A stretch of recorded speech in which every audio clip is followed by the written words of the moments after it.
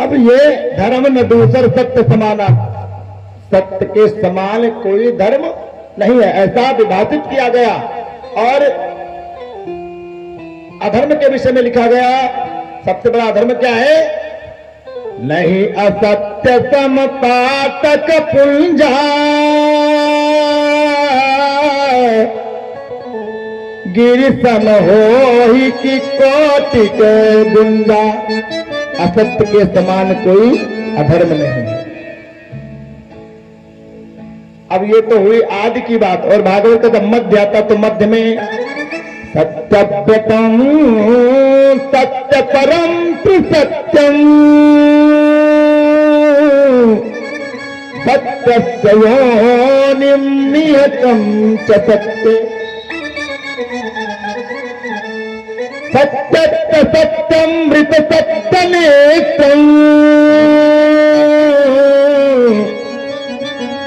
सत्यात्मकं तां शरणं प्रपन्ना।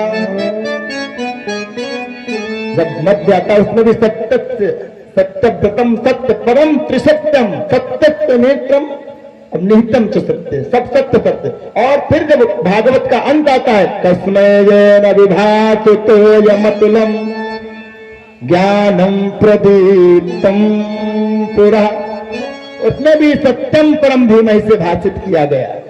इसलिए इससे ये भाषित होता है कि ये भागवत परम सत्य है, ये हमको सदैव सत्य के मार्ग पर प्रेरित करती है चलने के लिए।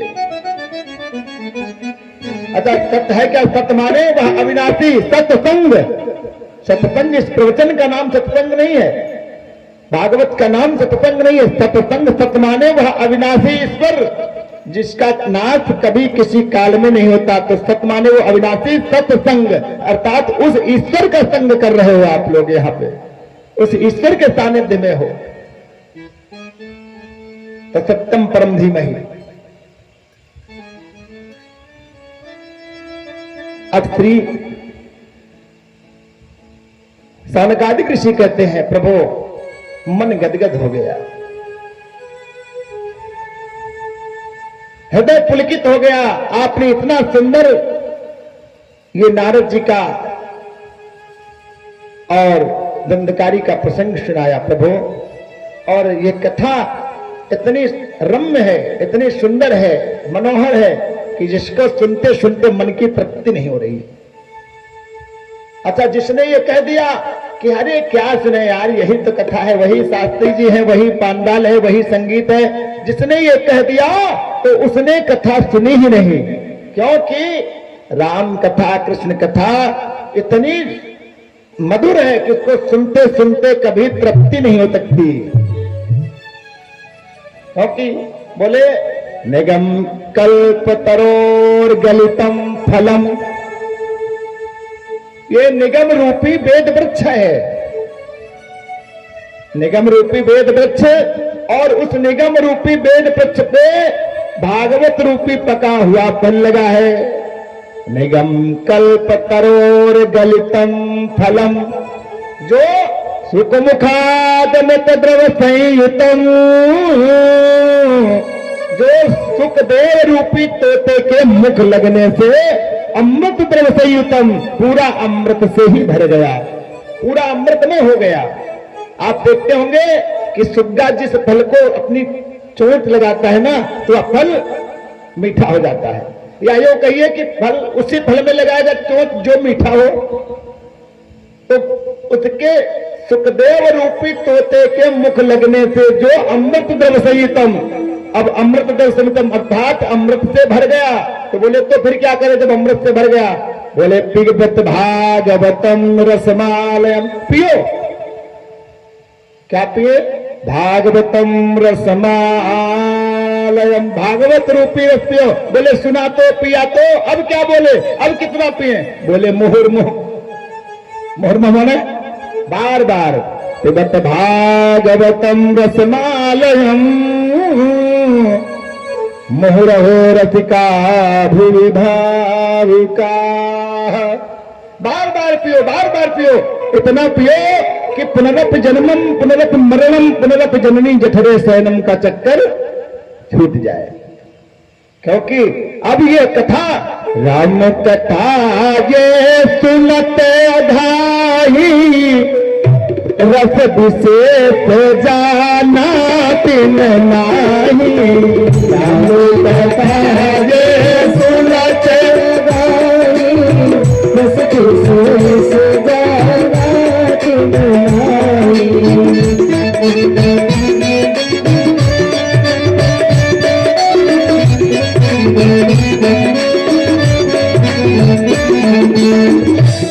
और जिन्होंने राम कथा सुन करके कहा भैया मघा दे, तो उन्होंने रस को जाना नहीं। क्योंकि आगे बाबा और लिखते हैं क्या, ये हरि कथा सुनी नहीं काला श्रवण रंग अहि भवन समाला। हरि कथा सुनी नहीं काला रंग अहि भवन समाला।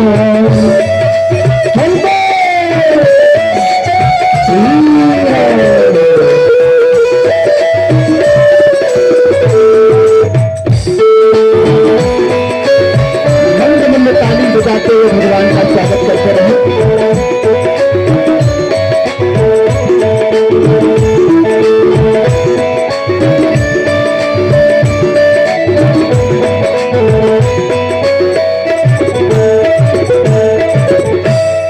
ताली बजाने के लिए इसलिए कहा जाता है कि घर का ताला खुलता है लोहे की ताली से। काहे से खुलता है? लोहे की चाबी जो होती, घर का ताला खुलता है लोहे की ताली से और किस्मत का ताला खुलता है हाथ की ताली से। इसलिए कीर्तन में ताली अवश्य बजानी चाहिए। तो जिसने भागवत कथा सुन करके राम कथा सुन करके कहा भैया बहुत सुना, वही व्यास जी हैं, वही पांडाल है, वही संगीत है, सब कुछ वही, तो क्या सुने? बोले कथा का मर्म नहीं जाना। बोले मुहुर्मुह इसको बार बार पियो, बार बार पियो, जितना हो सके उतना पियो, अमृत द्रव समीतम है भाई। इसीलिए पिबत भागवतम रसमालयम लिख दिया गया, नहीं तो श्रोत भागवतम रसमालयम लिखा जा सकता था। ऋषि सूत जी महाराज कहते हैं, ऋषियों बहुत सुंदर आप लोग ये तर्क कर रहे हैं। और देखिए आनंद तभी आता है जब श्रोता वक्ता ज्ञान निधि कथा राम से गुण। श्रोता वक्ता दोनों ही समान हो। अब यह है कि हम कोई तत्व की बात कर रहे हैं और उनका मन लगा है पकौड़ियों में। कहां से मुक्ति मिले? कहने का मतलब है, कुछ लोग कहते गंगा जी में मुक्ति है। अगर गंगा जी में स्नान करने से मुक्ति हो जाती तो कछुआ बेचारे गंगा जी में रहते हैं, क्या आज तक मुक्त हो पाए? बताओ। अगर जंगल में जाने से मुक्ति हो जाती तो सियारों को पहले मुक्ति मिलनी चाहिए जो जंगल में ही रहते। अगर कंठी के लटकाए से मुक्ति मिलती हो तो बैलों को मुक्ति मिलनी चाहिए जो माची वगैरह लटका रहते थे, बड़ी भारी कंठी लटका रहते थे। कहने का मतलब है ये इंद्रियों, जिन इंद्रियों को निग्रह करने के लिए अपने मन पर काबू करना चाहिए, क्योंकि ये इंद्रियां आपकी कभी अघाएंगी नहीं। ये इंद्रियां इतनी बलवान है कि पहले जब आपके पास टके थे, टका, तो सोचा कि यार टके की जगह पैसा हो जाए। अब पैसा हो गया तो अब सोचा कि नोटें हो जाए। नोटें हो गई तो भाई 7 मंजिल की कोठी बन गई। 7 मंजिल की कोठी बन गई। अब तो भाई थार गाड़ी आ जाए। थार गाड़ी आ गई तो होटल जाना शुरू, होटल में तरह तरह की ब्रांडी खोलना शुरू।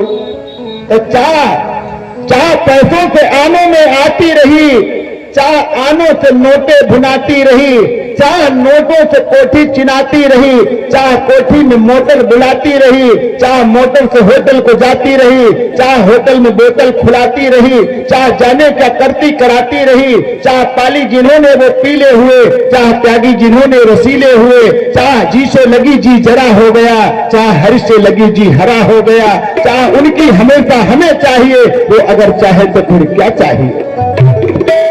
अगर वो चाह जाए तो क्या चाहिए, फिर सब कुछ है। तो अपनी इंद्रियों का निग्रह आपके मन के द्वारा होगा। तो श्री सूत जी महाराज कहते हैं,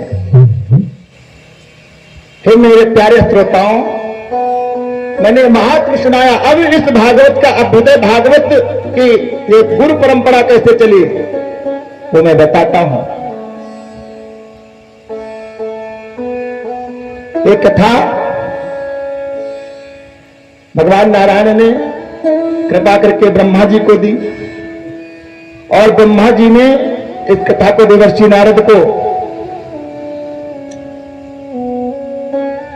और नारद जी ने कथा तो सुनी ब्रह्मा जी से, लेकिन इसका पारायण, इसका पाठ कैसे होता वह सुना सनत कुमारों से। और नारद जी ने इस कथा को सुनाया व्यास जी को।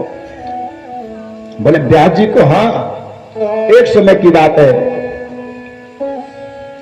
जब व्यास जी ने 17 पुराणे लिख रखी तब भी उनके मन में शांति न मिली।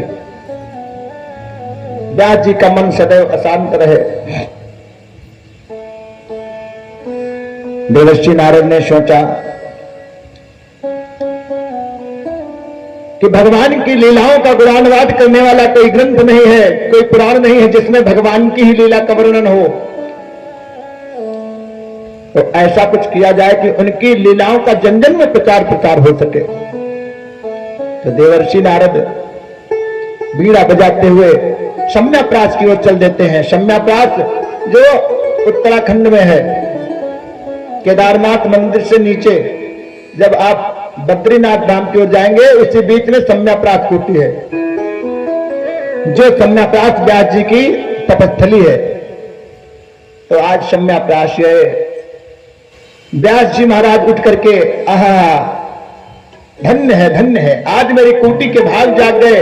नारद जैसा परम वीतरागी यहां पर पधारा हुआ है। देवर्षि नारद ने व्यास जी का अभिवादन, और व्यास जी ने देवर्षि नारद का अभिवादन किया। पहले अभिवादन का जवाब अभिवादन में दिया जाता था। जैसे हमने कहा प्रणाम, तो उधर से भी आवाज आई प्रणाम, जो समकक्ष होता था। और आजकल तो पैर छूने की विधा ही लुप्त हो गई। पैर छूने का सही तरीका ये जो नाखून है पैरों के, ये हाथों के नाखून, ये पैरों के नाखून से, पैर के अंगूठे के नाखून से इस पर धो करके तब मस्तक पे लगाना चाहिए, क्योंकि पैर के नाखून एनर्जी छोड़ते हैं और हाथ के नाखून एनर्जी खींचते हैं। तो आगे वाले का तेज अपने मस्तक में स्थापित करना ही पैर छूने की विधा है। लेकिन पहले तो छूते थे लोग, फिर धीरे धीरे आ गए पिंडलियों में, अब फिर आगे मॉडर्न जमाना हुआ, घुटनों में आ गए, और मॉडर्न जमाना अब जांघों के लोग पैर छूते हैं। अब आगे देखो, अब धीरे धीरे ये परिवेश बदलता जा रहा है, और बहुत लोग तो वैसे बनने से पाँव लगे। विदाई होनी चाहिए, झुक करके इन नाखूनों को पैर के अंगूठे के नाखून से कस करके तब लगाना चाहिए।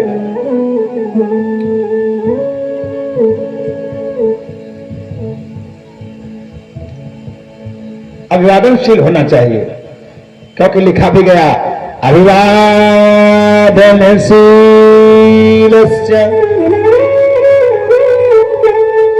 नित्यं वृद्धोपसेविना।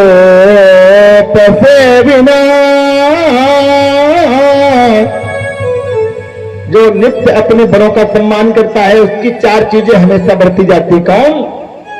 चत्वारि तत्व वर्धन्ते आयुर्विद्या यशोर्बलम। आयु विद्या यश और बल उसका अनवरत बढ़ता जाता है। और हमको अपने बड़ों के पास बैठना चाहिए थोड़ी देर के लिए, समय निकाल के थोड़ी देर जरूर बैठना चाहिए। लेकिन आजकल तो मोबाइल बाबा है ना, सबसे बड़े यही है। थोड़ा भी टाइम मिला, जेब से बाबा जी निकल आए और उनसे भी पूछना ताछना शुरू, मानो कि अगल बगल कोई है ही नहीं। उस समय अगर तुम्हारे कपड़ों में आग भी लग जाए तो बहुत मुश्किल में मालूम पड़ेगा कि आग लग गई। गूगल बाबा ही सब कुछ है। तुम्हें मेरे मंदिर, तुम्हें मेरी पूजा। कहने का मतलब बूढ़ों के पास अनुभव है। एक गांव में एक लड़का रहता था और उसका नाना उसके घर में रहता था।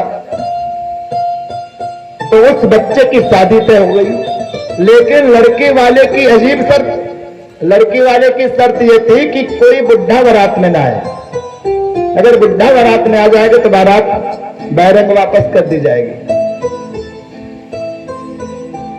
अब जानते हो लड़कों का शादी का भूत।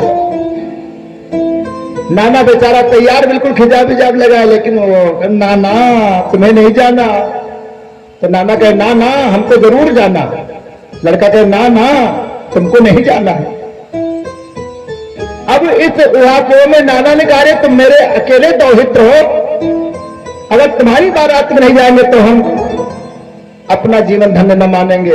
लोगों ने कहा भैया जब नाना इतना तर्क कर रहे हैं तो चलने दो यार। तो उन लोगों ने क्या किया, उन बेचारे बूढ़े नाना को जो चढ़ावा वाला सामान जाता ना बक्से में, उसी बक्से में बंद कर दिया नाना जी को। नाना जी को बक्से में बंद करके भाई बारात गई, क्योंकि आजकल जानते हो बारात में लड़का कितना खुश होता। अरे बारात का इतना फैशन हो गया है, हम क्या बताएं। अब हम ज्यादा खैर उम्र नहीं हमारी, लेकिन हमारे जमाने में ऐसा ज्यादा होता नहीं था। हम ज्यादा कोई बूढ़े नहीं है, लेकिन फिर भी करीब 15 साल पहले ऐसा नहीं होता था। आजकल हम देखते हैं, अभी आप अपनी पत्नी को मार दो अगर कहीं, और अगर पत्नी का एक बाल एक रोया उखड़ जाए तो देखो बिल्कुल रौद्र रूप काली, और वही बेचारी जाती ब्यूटी पार्लर में इतने प्रेम से उखड़वाती हैं बाल चिमटी से, आंसू निकल रहे होते हैं, लेकिन फिर भी सर्वज्ञ है। अब सोचो घर में कहीं एक रोया टूट जाए तो आफत, और वही वहां पे प्रेम से आंसू निकल रहे हैं, लेकिन फैशन के दौर में गारंटी ना बाबा ना, नुचवाए ले रहे हैं।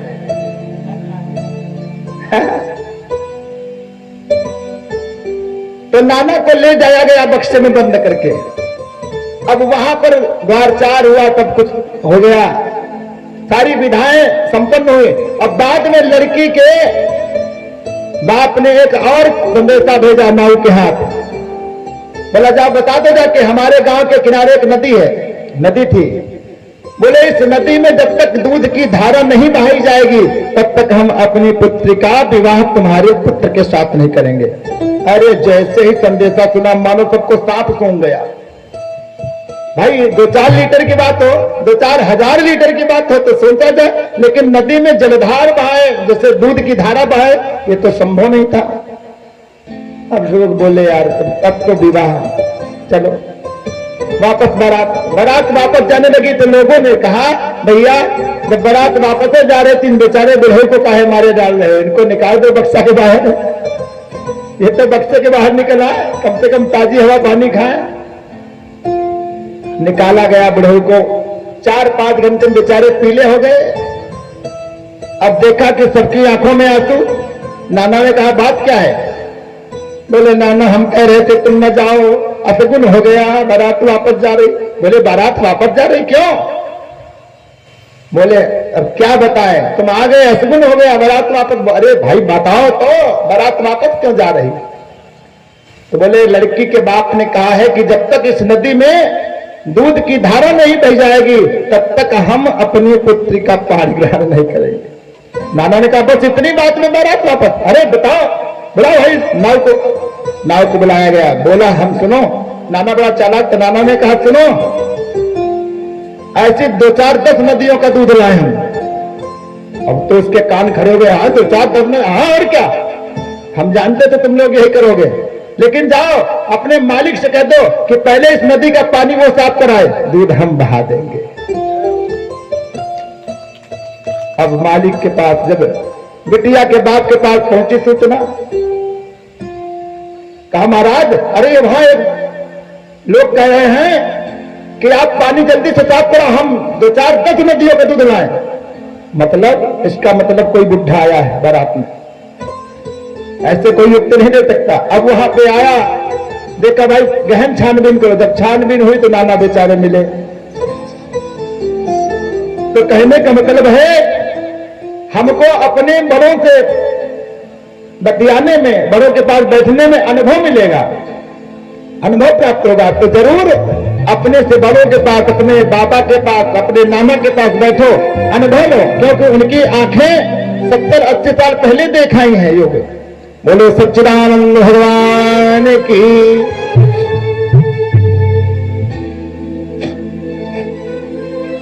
तो नारद जी को व्यास जी ने बैठाया और नारद जी ने व्यास जी को देखा। बाबा आज आप बड़े चिंतित दिखाई दे रहे हो, उदास दिखाई दे रहे हो। व्यास जी रोने लगे। क्या बताऊं नारद, मैंने 70 पुराण लिख रखे हैं, फिर भी मेरे मन को शांति नहीं मिल रही है। अब बताओ हम क्या करें। तो नारद जी मुस्कुराए, भगवान शांति कहां से मिलेगी। बोले मतलब ये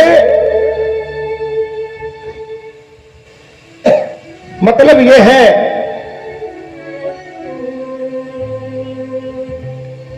हर भोजन में स्वाद बढ़ाने को,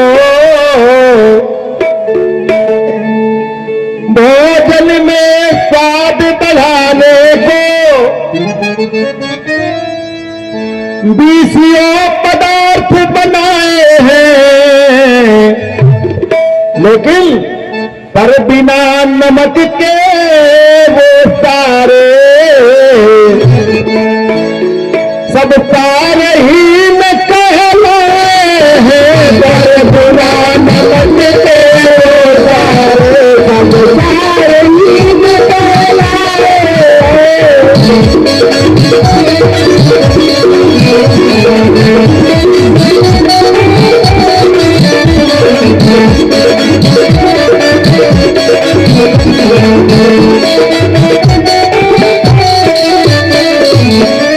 जैसे भोजन में अनेकानेक वस्तुएं स्वाद को बढ़ाने के लिए अनेकानेक पकवान बनते हैं, लेकिन बिना नमक के वे सब निशार हैं, सब स्वादहीन हैं। और हे व्यास जी, भगतिहीन मानव तन ऐसे लवण बिना बहु व्यंजन जैसे।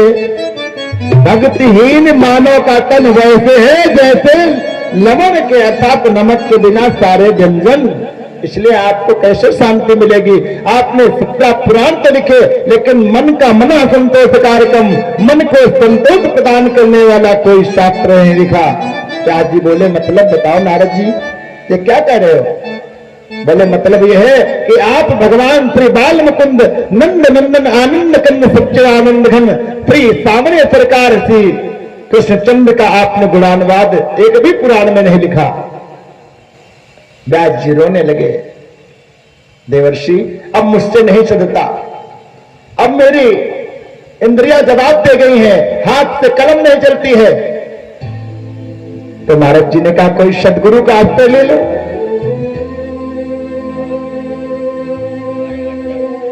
अब नारद जी ने वह 4 श्लोक, जो 4 श्लोक चतुश्लोकी भागवत जो कही गई है, वह 4 श्लोक व्यास जी को दे देते हैं। सबसे पहला श्लोक दूसरे स्कंद के 9वें, दूसरे महात्म के दूसरे स्कंद के 9वें अध्याय के 32 से लेकर 35 श्लोक संख्या है ना। अब लिखा है अहमेवास्मेवाग्रे नान्यत् यत् सत् परम पश्चातहं गदे तच्च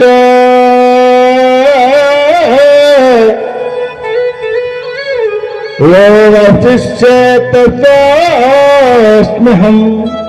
अर्थात सृष्टि के पूर्व केवल मैं ही था, मेरे अतिरिक्त न स्थूल था और ना ही सूक्ष्म था, और ना तो दोनों का कारण था। यह सृष्टि भी मैं हूं और जो भी है कारण कारण सब मैं हूं। पश्चात हम विवेक शिष्येत सोच में हम जब सृष्टि का लय हो जाता है, सृष्टि का विलय हो जाता है, उसके बाद जो शेष बचता है यो वशिष्ठ सोच में हम वह भी मैं ही हूं। ऋतेश यत्तीयेत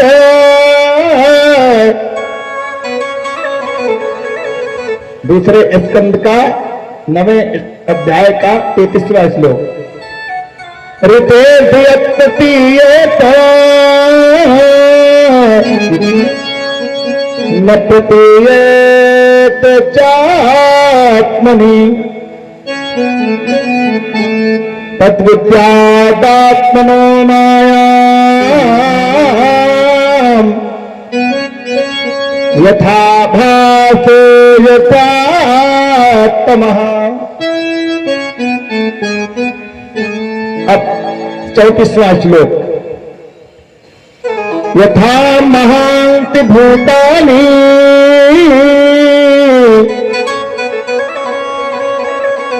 भूतेषु चावचेस्तनु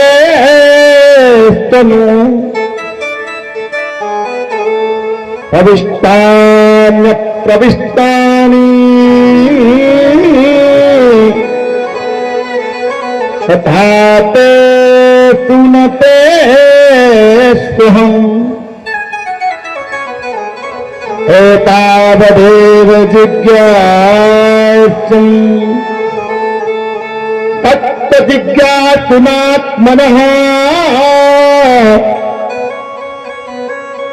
अन्वयव्यातिरेकाभ्याम् यस्यात् सर्वत्र सर्वदा। अर्थात इस सृष्टि में जो कुछ है वह मैं ही हूं। घोड़ों में उच्चैश्रवा मैं हूं, गधों में ऐरावत हाथी मैं हूं, रत्नों में सुवर्ण मैं हूं, नदियों में गंगा मैं हूं। अर्थात पुरुषों में उत्तम पुरुषोत्तम मैं हूं। ये 4 श्लोकों का उपदेश देवर्षि नारद जी ने व्यास जी को दिया। अब व्यास जी ने एक एक श्लोक से 4,500 श्लोक बना दिए। तब से इस भागवत में कितने श्लोक हो गए? 18,000। लेकिन अब जो नई प्रतियां हैं ये होगी, लेकिन नई प्रतियां जो अब आई हैं ये तो तुम्हारी होगी ना। नई प्रतियों में 14,792 श्लोक हैं और जो पुरानी प्रतियां इनमें 18,000 श्लोक हुआ करते थे। बोलिए सच्चिदानंद भगवान की जय हो। तो जब इस प्रकार से 4 श्लोक दिए तो देवर्षि नारद लीला बजाते नारायण नारायण अपने धाम को चले गए। अब व्यास जी ने श्री गणेश जी का ध्यान किया। गणेश जी पधारे, कहो भाई व्यास जी कैसे बुलाया? महाराज आप लेखन कर दे, हम बोलते जा रहे हैं। तो उन व्यास जी ने उन 4 श्लोकों से 18,000 श्लोक बोले और गणेश जी लिखते चले गए। अब जब पुराण तैयार हो गया, तो अब समस्या ये आई कि उसे दान किसे किया जाए, क्योंकि पात्र को ही दान दिया जाता है ना, कुपात्र को दान नहीं दिया जाता।